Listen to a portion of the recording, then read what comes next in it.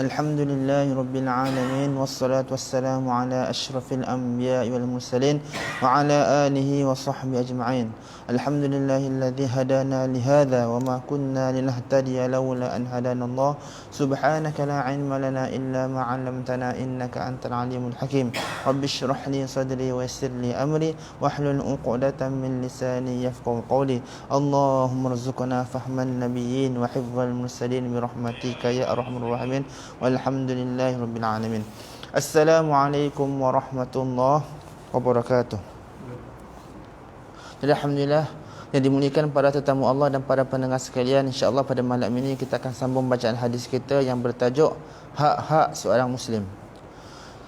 An Abi Darda radhiyallahu anhu qala kana an-nabiy sallallahu alaihi wasallam yaqul da'watul mar'il muslim li akhihi bi dhahril ghaib mustajabah inda ra'si malakun muwakkalun kullama da'a li akhihi bi khair qala al-malak al-muwakkalu bi amin wa laka bimithli. Rawahu Muslim. Sayyidina Abu Darda radhiyallahu anhu meriwayatkan bahawa Nabi sallallahu alaihi wasallam selalu bersabda, doa seseorang muslim untuk saudara Islamnya tanpa diketahui olehnya adalah diterima. Malaikat berada berhampiran kepala si pendoa. Pada bila-bila masa pun dia berdoa kebaikan untuk saudaranya, maka malaikat itu akan berkata amin dan berkata kepada si pendoa itu, semoga kamu pun akan mendapat kebaikan seperti yang kamu doakan untuk saudaramu itu. Hadis riwayat Muslim. Allahu akbar. Diulangi.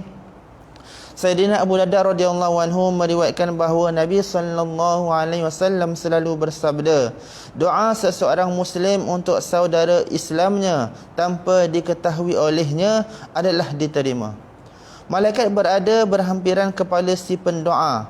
Pada bila-bila masa pun dia berdoa kebaikan untuk saudaranya, maka malaikat itu akan berkata amin dan dia berkata kepada si pendoa itu, semoga kamu pun akan mendapat kebaikan seperti yang kamu doakan untuk saudaramu itu. Hadis riwayat Muslim. Allahu akbar.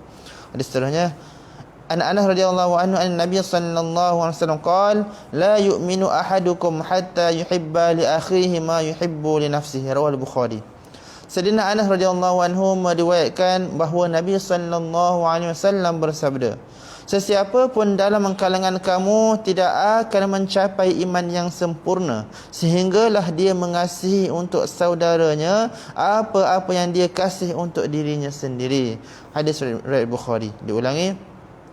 Sayyidina Anas radhiyallahu anhu meriwayatkan bahawa Nabi sallallahu alaihi wasallam bersabda, sesiapa pun dalam kalangan kamu tidak akan mencapai iman yang sempurna sehinggalah dia mengasihi untuk saudaranya apa-apa yang dia kasih untuk dirinya sendiri. Hadis Sahih Bukhari.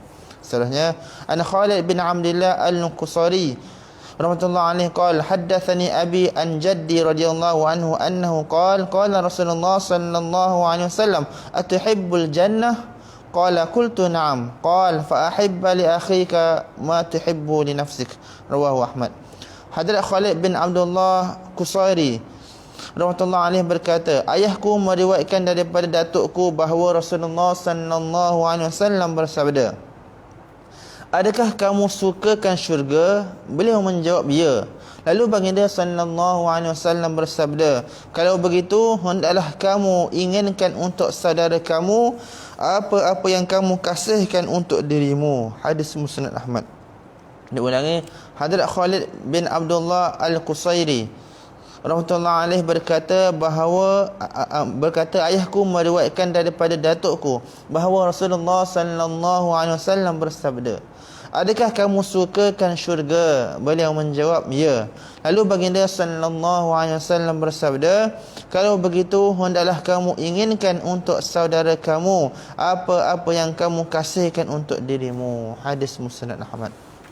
Hadis seterusnya, An Abi Hurairah radhiyallahu anhu an Rasulillah sallallahu alaihi wasallam qala innad dinan nasihah innad dinan nasihah innad dinan nasihah. Qalu liman ya Rasulullah?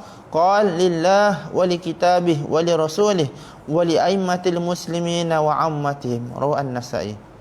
Sayyidina Abu Hurairah radhiyallahu anhu meriwayatkan bahawa Rasulullah sallallahu alaihi wasallam bersabda, sesungguhnya agama itu ialah ketulusan dan kesetiaan. Sesungguhnya agama itu ialah ketulusan dan kesetiaan. Sesungguhnya agama itu ialah ketulusan dan kesetiaan.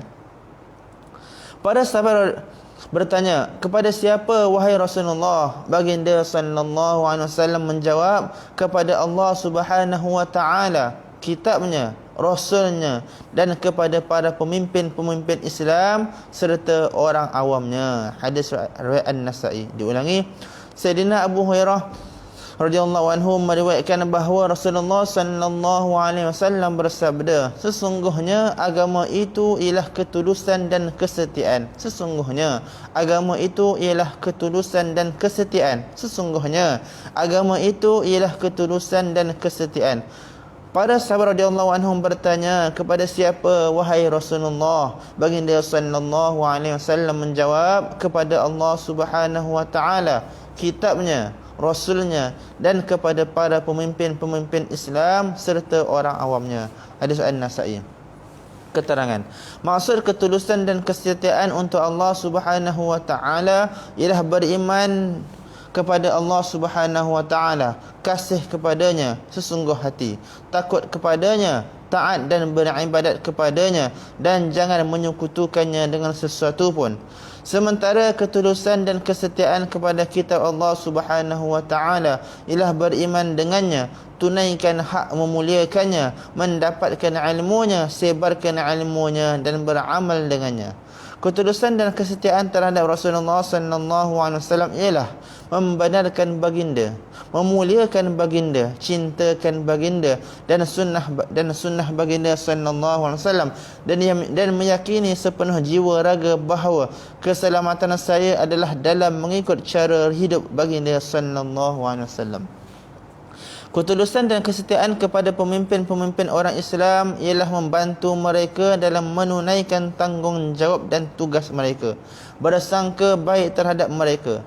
Sekiranya ternampak apa-apa kesalahan mereka, maka hendaklah diperbetulkan dengan cara yang terbaik, memberi cadangan yang baik kepada mereka dan mentaati mereka dalam perkara-perkara yang dibenarkan oleh syarak.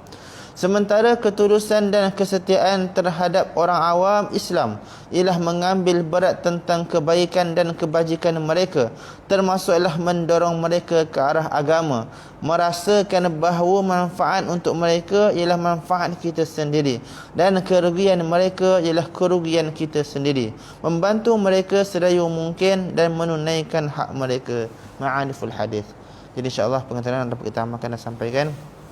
Semoga dengan berkat kita dengar hadis-hadis Nabi ini, Allah Ta'ala redha pada kita dan angkat semula wabak COVID-19 supaya kita semua dapat beramal seperti biasa, insya-Allah. Jadi kita tutup majlis kita dengan tasbih kafarah dan suratul subhanakallahumma wa bihamdika asyhadu an la ilaha illa anta astaghfiruka wa atubu ilaik. Wal asri innal ladzina amanu